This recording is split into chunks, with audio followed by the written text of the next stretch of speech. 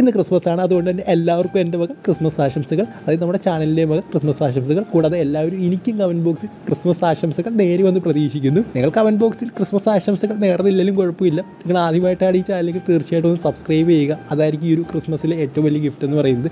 കൂടാതെ മാക്സിമം എല്ലാവരും ഒന്ന് ലൈക്ക് കൂടി ചെയ്യുക. ആദ്യത്തെ അപ്ഡേറ്റ് എന്ന് പറയുന്നത് സത്രോത്സവമായിട്ട് ബന്ധപ്പെട്ടിരിക്കുന്ന അപ്ഡേറ്റ് ആണ്. അതായത് ഈ വർഷം എത്രയൊക്കെ പേപ്പർ വ്യൂസ് WWE നടന്നിട്ടുണ്ട്, അതായത് 2023 എത്രയൊക്കെ പേപ്പർ വ്യൂസ് WWE അല്ലെങ്കിൽ പ്രീമിയം ലൈവ് ഇവൻറ്റ്സ് WWE നടന്നിട്ടുണ്ടോ ആ ഒരു ലൈവ് ഇവൻറ്റ്സിലെല്ലാം, അത് പ്രീമിയം ലൈവ് ഇവൻറ്റ്സിലെല്ലാം സത്രോളിസ് പങ്കെടുത്തിട്ടുണ്ട്. എന്തായാലും ആ ഒരു ഫുൾ ലിസ്റ്റ് നമുക്കൊന്ന് നോക്കാം. ഏതൊക്കെ പേപ്പർ വ്യൂവിൽ ഏതൊക്കെ മാച്ചസിലാണ് അദ്ദേഹം പങ്കെടുത്തതെന്ന് നമുക്കൊന്ന് നോക്കാം. നമുക്കറിയാം എല്ലാ വർഷവും തുടങ്ങുന്ന റോയൽ റംബിൾ എന്ന് പറയുന്ന പേപ്പർ വ്യൂയിലൂടെയാണ്. എന്തായാലും റോയൽ റംബിൾ എന്ന പേപ്പർ വ്യൂവിൽ അദ്ദേഹം പങ്കെടുത്തിട്ടുണ്ട്. അതായത് റോയൽ റംബിൾ മാച്ച് ചെയ്തിട്ടുണ്ട്. എലിമിനേഷൻ ചേംബർ മാച്ചിൽ അദ്ദേഹം ഉണ്ടായിരുന്നു. റസൽ മേനി ലോഗൻ പോളിനെ അദ്ദേഹം നേരിട്ടിരുന്നു. ബാക്ക് ക്ലാഷിൽ ഒമസുമായിട്ട് അദ്ദേഹത്തിന് ഒരു മാച്ച് ഉണ്ടായിരുന്നു. നൈറ്റ് ഓഫ് ചാമ്പ്യൻസിൽ AJ സ്റ്റൈൽസുമായിട്ട്, മണി ഇൻ ദ ബാങ്കിൽ ഫിൻ ബാലറുമായിട്ട്, സമ്മർ സ്ലാമിലും ഫിൻ ബാലർ, പേ ബാക്കിലും ഫാസ്റ്റ് ലൈനിലും ഷിൻസുക്കെ നക്കമുറ അദ്ദേഹം നേരിട്ടിട്ടുണ്ട്. ക്രൗൺ ജുവൽസിൽ ഡ്രൂ മക്കിൻ്റെയർ, സർവൈവർ സീരീസിൽ അദ്ദേഹം വാർ ഗെയിംസിലും പങ്കെടുത്തിരുന്നു. സോ ഒരു hard work year for Seth Rollins എന്ന് തന്നെ നമുക്ക് പറയണം. അദ്ദേഹം ഈ ഒരു പ്രീമിയം ലൈവ് ഇവൻറ്റ്സിൽ മാത്രമല്ല പങ്കെടുത്തിരിക്കുന്നത്. സ്മാക്ക് ഡൗൺ അതുപോലെ തന്നെ NXTയിൽ ഒരു മാച്ചും അങ്ങോട്ട് ചെയ്തെന്ന് തോന്നുന്നു, എനിക്ക് കറക്റ്റ് ഓർമ്മയില്ല. പിന്നെ പ്രീമിയം ലൈവ് ഇവൻറ്റ്സ് ലൈവ് ഇവൻറ്റ്സിൽ അദ്ദേഹം കുറേയധികം മാച്ച് ചെയ്തു. അങ്ങനെ കുറേയധികം WWE ഷോസിൽ മാച്ച് ചെയ്തു. എനിക്ക് തോന്നുന്നു അതായത് കോഡ് റോഡ്സ് ഡൊമിനിക്കൊക്കെ കഴിഞ്ഞ വൺ ഓഫ് ദി ഏറ്റവും കൂടുതൽ മാച്ച് 2023 ചെയ്ത വ്യക്തികളിൽ ഒരാളാണ് സത്രോളിസ്. ഒരു നല്ലൊരു വർഷമാണ് സത്രോളിസ്. അദ്ദേഹത്തിന് മാത്രമല്ല, അദ്ദേഹത്തിൻ്റെ ഫാൻസിന്, കാരണം അദ്ദേഹത്തെ സപ്പോർട്ട് ചെയ്യുന്നവർക്ക് എല്ലാവർക്കും നല്ലൊരു വർഷമായിരിക്കും. കാരണം അദ്ദേഹം വിജയിക്കുന്നു, അദ്ദേഹം ചാമ്പ്യനാകുന്നു, അതിന് കുറേയധികം സെഗ്മെൻറ്റ്സ് വരുന്നു. സോ അവർക്കും ഒരു നല്ല വർഷമായിരിക്കും സത്രോളിസിന് മാത്രമല്ല. അടുത്ത അപ്ഡേറ്റ് എന്ന് പറയുന്നത് റോയൽ റംബിളുമായിട്ട് ബന്ധപ്പെട്ടിരിക്കുന്ന അപ്ഡേറ്റാണ്. ഇതൊരു അപ്ഡേറ്റ് ഒന്നുമല്ല, ഇതൊരു സ്പെക്കുലേഷൻ മാത്രമാണ്. അതായത് നമുക്ക് എല്ലാവർക്കും അറിയാവുന്ന കാര്യമാണ്, റോയൽ റംബിൾ ഇനി ഒരു മാസം കൂടെ ബാക്കിയുള്ളൂ. എന്തായാലും ഇപ്പോൾ പലയിടത്തുനിന്ന് ഫോർബിഡൻ ഡോർസ് ഒക്കെ തുറക്കുന്നുണ്ട്. അതായത് NJPW അതുപോലെ തന്നെ TNA വലിയ സാധ്യതകളാണ് WWEക്കുള്ളത്. കാരണം TNA എൻഡെവർ തമ്മിൽ ഒരു കോൺട്രാക്റ്റിൽ എത്തിയിട്ടുണ്ട്. അതുപോലെ തന്നെ NJPW അതുപോലെ തന്നെ WWE തമ്മിൽ എന്തോ ഒരു പാർട്ട്ണർഷിപ്പ് നടക്കുന്നുണ്ട്. കാരണം അതിൻ്റെ ഒരു സംഭവങ്ങളൊക്കെ ഞാൻ ഇന്നലത്തെ വീഡിയോയിൽ പങ്കുവച്ചു. അത് കാണാത്തവർ ഇന്നലത്തെ വീഡിയോ ഒന്ന് പോയി കണ്ടു നോക്കുക. എന്തായാലും നല്ലൊരു പാർട്ട്ണർഷിപ്പ് ഇപ്പോൾ TNAയുമായിട്ടും ഉണ്ട്, അതുപോലെ തന്നെ NJPWയുമായിട്ടുണ്ട്. സോ ഈ ഒരു റോയൽ റംബിൾ എന്ത് വേണമെങ്കിലും നടക്കാൻ സാധ്യതയുണ്ട്. അത് വൺ ടൈം അപ്പിയറൻസിനൊക്കെ സാധ്യതയുണ്ട്. അതായത് TNAയിലെ ഏതെങ്കിലും സൂപ്പർ സ്റ്റാർ അല്ലെങ്കിൽ NJPWയിലെ ഏതെങ്കിലും super star one time appearance അല്ലെങ്കിൽ ഒന്നോ രണ്ടോ മാച്ചസിലേക്ക് വരാനുള്ള സാധ്യത വളരെയധികം കൂടുതലാണ്. സോ ഈ ഒരു റോയൽ റംബിൾ എന്ന് പറയുന്നത് വേറെ ലെവലായിരിക്കും. കാരണം ഒരുപാട് അപ്പിയറൻസ് ഉണ്ടാകാനുള്ള സാധ്യതയുണ്ട്. വലിയ വലിയ പേര് NJPWയിലെ വലിയ വലിയ പേരുകൾ വരാൻ സാധ്യതയുണ്ട്. അതുപോലെ തന്നെ TNAയിലെ വലിയ വലിയ പേരുകൾ വരാൻ സാധ്യതയുണ്ട്. സോ ഈ ഒരു റോയൽ റംബിൾ എന്ന് പറയുന്നത് വേറെ ലെവലായിരിക്കും എന്നാണ് എനിക്ക് തോന്നുന്നത്. കാരണം WWE കുറേയധികം ഫോർബിഡൻ ഡോർസ് ഓപ്പൺ ആകുന്നുണ്ട്, കുറേയധികം സർപ്രൈസുകളുണ്ട്. സോ നമുക്കെല്ലാം കണ്ടു തന്നെ അറിയണം. സോ ഈ ഒരു റോയൽ റംബിളിന് വേണ്ടി എല്ലാ റോയൽ റംബിളിനും പോലും ഞാൻ വളരെയധികം കാത്തിരിക്കുന്നുണ്ട്. കാരണം എൻ്റെ ഏറ്റവും ഇഷ്ടപ്പെട്ട പേപ്പർ വ്യൂ ആണ് റോയൽ റംബിൾ. ഈ റസൽമേനിയൊക്കെ കാടി ഇഷ്ടം റോയൽ റംബിളാണ്. കാരണം ആ ഒരു 30 പേര് ആരാണ് എന്നൊരു ആകാംക്ഷ നമുക്ക് എപ്പോഴും ഉണ്ട്. അത് റസൽമേനിയൊന്നും നമുക്ക് കിട്ടത്തില്ല. എന്തായാലും ഈ ഒരു റോയൽ റംബിളാണ് എനിക്ക് എപ്പോഴും ഇഷ്ടം. സോ റോയൽ റംബിൾ വേണ്ടിയാണ് ഞാൻ കാത്തിരിക്കുന്നത്. എന്തായാലും നമുക്ക് കണ്ടു തന്നെ അറിയാം. റസൽമേനിയെക്കാട്ടി റോയൽ റംബിൾ ഇഷ്ടമുള്ളവരൊന്ന് കമൻറ്റ് ബോക്സിൽ കമൻറ്റ് ആയിട്ട് ഒന്ന് രേഖപ്പെടുത്തുക. ഈ അടുത്ത അപ്ഡേറ്റ് എന്ന് പറയുന്നത് ക്രിസ്റ്ററിക്കോയുമായിട്ട് ബന്ധപ്പെട്ടിരിക്കുന്ന അപ്ഡേറ്റാണ്. അത് കോണർ എന്ന് പറയുന്ന ഒരു വ്യക്തിയോട് ചോദിച്ചത് ക്രിസ്റ്ററിക്കോ ഒരു വട്ടം കൂടി WWEയിലേക്ക് വരുമെന്ന്. കോണറിനെ നിങ്ങൾക്ക് എല്ലാവർക്കും അറിയാമായിരിക്കും. എന്തായാലും അദ്ദേഹത്തിനോടാണ് ചോദിച്ചത് ക്രിസ്റ്ററിക്കോ ഒരു വട്ടം കൂടി WWEയിലേക്ക് വരുമെന്ന്. എന്നിട്ട് അദ്ദേഹം പറഞ്ഞ മറുപടി നമുക്കൊന്ന് നോക്കാം. അദ്ദേഹം പറഞ്ഞ ഇങ്ങനെയാണ്, തീർച്ചയായിട്ടും ക്രിസ്റ്ററിക്കോ ഒരു വട്ടം കൂടി WWEയിലേക്ക് വരും. കാരണം WWEയിലായിരിക്കും അതിൻ്റെ റിട്ടയർമെൻറ്റ് നടത്തുകയെന്നാണ് അദ്ദേഹം പറയുന്നത്. നമുക്കറിയാം ഇനി അധികം നാൾ ക്രിസ്റ്ററിക്കോയ്ക്ക് റസൽ ചെയ്യാൻ പറ്റുമെന്ന് തോന്നുന്നില്ല. അദ്ദേഹം മിക്കവാറും റിട്ടയർ ആകും. കാരണം അതിൻ്റെ ബോഡിയെ കണ്ടതിൽ നമുക്ക് മനസ്സിലാക്കാൻ സാധിക്കും. സോ അദ്ദേഹം ഒരു വട്ടം കൂടി ആ ഒരു യൂദാസ് എന്നുള്ള പാട്ട് കൊണ്ട് WWEയിലേക്ക് വരികയും വേറെ ലെവലായിട്ട് അതിന് റിട്ടയർ ചെയ്യാൻ സാധിക്കുമെന്നാണ് ഞാൻ വിചാരിക്കുന്നത്. എന്തായാലും അദ്ദേഹം WWEയെക്കുറിച്ച് കുറേ കാര്യങ്ങൾ പറയുന്നുണ്ട്. അതായത് ഹാൾ ഓഫ് ഫെയിമിനെ കുറിച്ചും മറ്റ് പല കാര്യങ്ങളും വളരെ മോശമായിട്ട് പറഞ്ഞിട്ടുണ്ട്. എങ്കിൽ പോലും അദ്ദേഹത്തെ WWE കൊണ്ടുവരുമെന്ന് തന്നെയാണ് എനിക്ക് തോന്നുന്നത്. അദ്ദേഹത്തിൻ്റെ ആ ഒരു ഷർട്ടും, അതായത് ആ ഒരു ലൈറ്റ് ഇടുന്ന ഷർട്ടും അതൊക്കെ നൊസ്റ്റയാണ്. ആ ലൈറ്റ് ഇടുന്ന ഷർട്ട്, പിന്നെ അദ്ദേഹത്തിൻ്റെ ലിസ്റ്റ് ഓഫ് ജെറീക്കോ അത് ഈ ഇടയ്ക്കുള്ള അതൊക്കെ വേറെ ലെവലായിരുന്നു. സോ അദ്ദേഹം ഒരു വട്ടം കൂടെ വന്ന് WWE റിട്ടയർ ചെയ്യട്ടെ, അതാണ് എന്തുകൊണ്ടും നല്ലത്. ഈ അടുത്ത അപ്ഡേറ്റ് എന്ന് പറയുന്നത് ബ്ലഡ് ലൈനുമായിട്ട് ബന്ധപ്പെട്ടിരിക്കുന്ന ഒരു അപ്ഡേറ്റാണ്. നമുക്ക് എല്ലാവർക്കും അറിയാം 2023 എന്ന് പറയുന്നത് ബ്ലഡ് ലൈനിൻ്റെ വർഷമായിരുന്നു. ബ്ലഡ് ലൈനിൻ്റെ കുറേയധികം സെഗ്മെൻറ്റ്സ്, മാച്ചസ് ഇതൊക്കെ ഉണ്ടായിരുന്നു. കുറേയധികം വൈറലായി, വേറെ ലെവലായി. സാബീസിൻ്റെയൊക്കെ സംഭവങ്ങളൊക്കെ വേറെ ലെവലായിരുന്നു. സോ ബ്ലഡ് ലൈനിൻ്റെ ചാപ്റ്ററിൻ്റെ മറ്റൊരു ഫേസിലേക്കാണ് നമ്മൾ കിടക്കുന്നത്. റസൽമേനിയ ജിമ്മി യൂസോ അവർ ഒരു മാച്ച് വരും, അങ്ങനത്തെ ഒരു ചാപ്റ്റർ ഉണ്ടാകും. സോ മിക്കവാറും അവസാനത്തെ ചാപ്റ്റർ എന്ന് പറയുന്നത് ഈ ഒരു ബ്ലഡ് ലൈൻ സീരീസിൻ്റെ അവസാനത്തെ ചാപ്റ്റർ എന്ന് പറയുന്നത് റോമൻ റെയ്ൻസ് വേഴ്സസ് സോളോ സിക്കോ മാച്ചായിരിക്കും. ആ ഒരു മാച്ചിലൂടെ ആയിരിക്കും ബ്ലഡ് ലൈൻ പൂർണ്ണമായിട്ടും എൻഡാകാൻ പോകുന്നത്. എന്തായാലും ആ ഒരു മാച്ച് എപ്പോൾ നടക്കുമെന്നൊക്കെ പലരും ചോദിക്കുന്നുണ്ട്. എനിക്ക് തോന്നുന്നു മിക്കവാറും ഒരു റസൽമേനിയ കഴിഞ്ഞായിരിക്കുന്നതാണ്. അങ്ങനെയാണ് പല പ്രമുഖ മാധ്യമങ്ങളും റിപ്പോർട്ട് ചെയ്യുന്നത്. സോ ഒരു ബ്ലഡ് ലൈൻ എൻഡാകുകയാണ്. നമ്മൾ ഫ്യൂച്ചറിൽ എപ്പോഴും ഓർക്കുന്ന ഒരു സംഭവമായിരിക്കും ഈ ഒരു ബ്ലഡ് ലൈനിൻ്റെ സംഭവം. നമ്മൾ പഴയ കാര്യങ്ങളൊക്കെ നൊസ്റ്റി അടിക്കുന്ന പോലെ ഇതും നമുക്കൊരു സമയത്ത് നൊസ്റ്റി ആയിരിക്കും ഈ ബ്ലഡ് ലൈനിൻ്റെ സംഭവങ്ങളൊക്കെ. സോ ഇവരിനി എന്ന് ജോയിൻ ചെയ്യുക അങ്ങനെയുള്ള കാര്യങ്ങളായിരിക്കും പിന്നെ നമ്മൾ ചോദിക്കുക.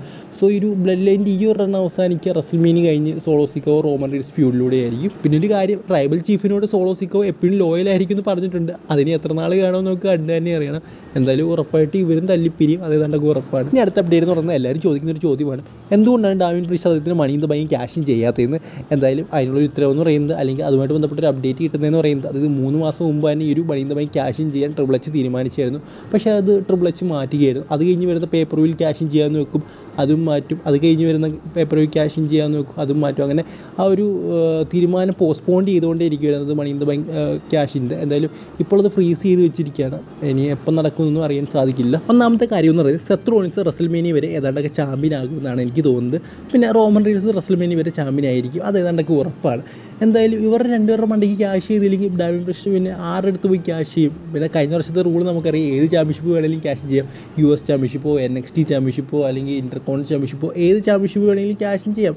പക്ഷേ എന്താണ്, എവിടെ പോയി ക്യാഷും ചെയ്യും? അതായത് US ചാമ്പ്യൻഷിപ്പ് ക്യാഷും ചെയ്തിട്ട് എന്ത് കാര്യം? ഇന്റർകോൺ ചാമ്പ്യൻഷിപ്പ് ക്യാഷും ചെയ്തിട്ട് എന്ത് കാര്യം?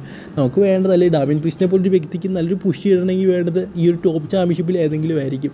സോ എനിക്ക് തോന്നുന്നു അദ്ദേഹം അതേതെങ്കിലും ജയിച്ചിട്ടേ കാര്യമുള്ളൂ, അല്ലാതെ ഇതൊക്കെ ജയിച്ചിട്ടൊരു കാര്യമില്ല.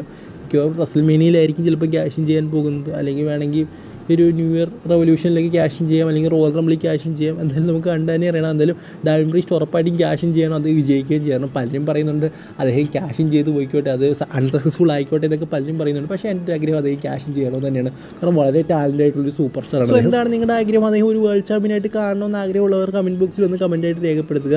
എന്തായാലും എനിക്ക് കാണണമെന്ന് ആഗ്രഹമുണ്ട്. എന്തായാലും ഇന്ന് നമുക്ക് അടുത്ത അപ്ഡേറ്റിലേക്ക് കിടക്കാം. ഇനി അടുത്ത അപ്ഡേറ്റ് തുറന്ന് ഗന്ധർ ഷേമസുമായിട്ട് ബന്ധപ്പെട്ടിരിക്കുന്ന ഒരു അപ്ഡേറ്റാണ്. അതായത് ഒരു സോഷ്യൽ മീഡിയ ചോദിക്കുന്നുണ്ട്, ആരായിരിക്കും ഗന്ധറിനെ തോൽപ്പിക്കുന്നത് ഇന്റർകോണ്ടിനൽ ചാമ്പ്യൻഷിപ്പിന് വേണ്ടിയെന്ന്. എന്തായാലും അതിൻ്റെ അടിയിൽ ഷേമസ് ഒരു ട്വീറ്റ് ചെയ്യുന്നുണ്ട്, അത് നിങ്ങൾക്ക് എല്ലാവർക്കും കാണാനും സാധിക്കും. സോ ഇതിലൂടെ നമുക്കൊരു കാര്യം മനസ്സിലാക്കാം, അതായത് ഷേമസ് ഇവിടെ ഉദ്ദേശിക്കുന്ന അദ്ദേഹമായിരിക്കും ഗന്ധറിനെ തോൽപ്പിച്ച് ഇന്റർകോണ്ടിനൽ ചാമ്പ്യൻ ആകുന്നതെന്ന് തന്നെയാണ്. എൻ്റെ ഒരു അഭിപ്രായം എന്ന് പറയുന്നത്, ഗന്ധറിനെ തോൽപ്പിക്കണമെങ്കിൽ സംതിങ് സ്പെഷ്യൽ അവിടെ ഉറപ്പായിട്ടും ഉണ്ടായിരിക്കണം. ആ ഒരു സ്പെഷ്യൽ എന്ന് പറയുന്നത് നമുക്ക് എല്ലാവർക്കും അറിയുന്നൊരു കാര്യമാണ്, ഷേമസിലുണ്ട്. കാരണം ഷേമസ് ഇതുവരെ ഇന്റർകോണ്ടിനൽ ചാമ്പ്യൻ ആയിട്ടില്ല. IC ചാമ്പ്യൻ ആയാൽ മാത്രമേ അദ്ദേഹത്തിന് ഗ്രാൻഡ് സ്ലാം ചാമ്പ്യനും ആകാൻ സാധിക്കത്തുള്ളൂ. അതുകൊണ്ട് തന്നെ ഷേമസ് വിജയിച്ച് കഴിഞ്ഞാൽ അതിന് ഗ്രാൻഡ് സ്ലാം ചാമ്പ്യൻ എന്നൊരു പദവി കിട്ടും. അതുകൊണ്ട് തന്നെ ആ ഒരു സ്പെഷ്യൽ സംഭവം അവിടെ കിടപ്പുണ്ട്. സോ ഗന്ധറിനെ തോൽപ്പിക്കുന്ന ആ ഒരു സ്പെഷ്യൽ രീതിയിലാണെങ്കിൽ അതെന്തുകൊണ്ട് നല്ല. സോ നമുക്ക് ഷേമസിൻ്റെ റിട്ടേൺ എപ്പോൾ വേണമെങ്കിലും പ്രതീക്ഷിക്കാം, എപ്പോൾ വേണമെങ്കിലും അദ്ദേഹം IC ചാമ്പ്യൻഷിപ്പിൽ പോകാനുള്ള സാധ്യതയുണ്ട്. ഇനി അടുത്ത അപ്ഡേറ്റ് എന്ന് പറയുന്നത് ഒമസുമായിട്ട് ബന്ധപ്പെട്ടിരിക്കുന്ന ഒരു അപ്ഡേറ്റ്, അല്ലെങ്കിൽ ഇതിനൊരു സ്പെക്കുലേഷൻ എന്നൊക്കെ പറയാം. അതായത് ഞാൻ കഴിഞ്ഞ വീഡിയോയിൽ പറഞ്ഞിരുന്നു, അതൊരു അട്രാക്റ്റീവ് റോള് ഒമസിന് നൽകുന്നു. എന്തായിരിക്കും ഒരു അട്രാക്റ്റീവ് റോൾ എന്ന് പലരും ചോദിക്കുന്നുണ്ട്. ഇതൊരു സ്പെക്കുലേഷൻ മാത്രമാണ്. അതായത് ഒരു സെക്യൂരിറ്റി ടൈപ്പ് റോളിലേക്കൊക്കെ ഒമസിനെ കൊണ്ടുവരാനുള്ള സാധ്യതകളുണ്ടെന്നാണ് നമുക്ക് അറിയാൻ സാധിക്കുന്നത്. അതായത് ഇപ്പോൾ ജനറൽ മാനേജേഴ്സിൻ്റെ സെക്യൂരിറ്റി, അതായത് നിക്ക് ആൾഡിസിൻ്റെയോ അല്ലെങ്കിൽ നമുക്കറിയാം ആഡം BSൻ്റെയൊക്കെ സെക്യൂരിറ്റി ആയിട്ട് അദ്ദേഹത്തെ കൊണ്ടുവരാനുള്ള സാധ്യതകൾ നമുക്കറിയാം. അവർക്ക് കുറേ സൂപ്പർ സ്റ്റാർസിനെയൊന്നും ഭീഷണിയുണ്ട്. റോമൻ റീഡ്സൊക്കെ നമ്മൾ കഴിഞ്ഞ പ്രാവശ്യം കണ്ടതാണ്. അത് റാൻഡി ഓർട്ടനൊക്കെ അദ്ദേഹത്തെ ആർക്യൂ ചെയ്യുന്നു, നിക്ക് ആൾഡിസിനെ. സോ അവർക്കൊക്കെ വേണ്ടി ഒരു സെക്യൂരിറ്റി എന്ന രീതിയിൽ അവരുടെ എല്ലാ ഒരു, അതായത് അവർ നിൽക്കുമ്പം അത് ഒമസ് അവരുടെ കൂടെ ഉണ്ടെങ്കിൽ മറ്റുള്ളവരൊന്നും അദ്ദേഹത്തെ ചെയ്തില്ല, കാരണം അത്രയും വലിയൊരു ഹൈറ്റുള്ളൊരു ക്യാരക്ടറാണ്. സോ ആ ഒരു രീതിയിലൊക്കെ ഒമസിനെ കൊണ്ടുവരാനുള്ള സാധ്യതകളുണ്ടെന്നാണ് നമുക്കിപ്പോൾ അറിയാൻ സാധിക്കും. ആ ഒരു ഐഡിയ ലുക്കിംഗ് ഗുഡ് എന്ന് തന്നെയാണ് എനിക്ക് തോന്നുന്നത്. എന്തായാലും ഒമസ് ഒരു നല്ലൊരു റെസ്ലറാണോ എന്ന് ചോദിച്ചു കഴിഞ്ഞാൽ അദ്ദേഹം കുറേ അധികം ഇമ്പ്രൂവ് ചെയ്യാനുണ്ട്. അദ്ദേഹം ലൈവ് ഇവൻസിലൊക്കെ കോമ്പീറ്റ് ചെയ്യുന്നുണ്ട്. എങ്കിൽ പോലും ഇപ്പോൾ മെയിൻ ഷോസിലൊന്നും ഇല്ല. പക്ഷേ അത് ഉറപ്പായിട്ട് മെയിൻ ഷോസിൽ കൊണ്ടുവരണം, കാരണം അതുപോലൊരു ക്യാരക്ടറിന് WWEക്ക് വളരെയധികം ആവശ്യമാണ്. സോ മിക്കവാറും അദ്ദേഹം ഈ ഒരു റോളിലേക്കൊക്കെ വരാനുള്ള സാധ്യതയുണ്ട്. എന്നാലും നമുക്ക് കണ്ടു തന്നെ അറിയാം, അദ്ദേഹം ഒരു സെക്യൂരിറ്റി പോലെ എനിക്കൊന്ന് എന്തോ അണ്ടർഗ്രൗണ്ട് എന്ന് പറയുന്നൊരു സംഭവം ഉണ്ടായിരുന്നു WWE ഷെയ്ൻ മിക്മൻ നടത്തിയ, അതിൻ്റെ പേര് ഞാൻ പെട്ടെന്ന് ഓർമ്മ വരുന്നില്ല. ആ ഒരു സംഭവത്തിൽ വർക്ക് ചെയ്തപ്പോൾ നല്ല രസമുണ്ടായിരുന്നു കാണാൻ. സോ അതുപോലെ കൊണ്ടുവന്ന വേറെ ലെവലായിരിക്കും. അതായത് ആ ഒരു അണ്ടർഗ്രൗണ്ട് എന്ന് പോലെ സംഭവമല്ല, ഞാൻ നേരത്തെ പറഞ്ഞില്ല, മാനേജേഴ്സിൻ്റെ സെക്യൂരിറ്റി ആയിട്ട്.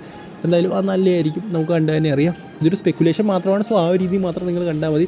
എന്തായാലും ഇതൊരു നല്ല സ്പെക്കുലേഷനായിട്ട് എനിക്ക് തോന്നിയിട്ടുണ്ട്.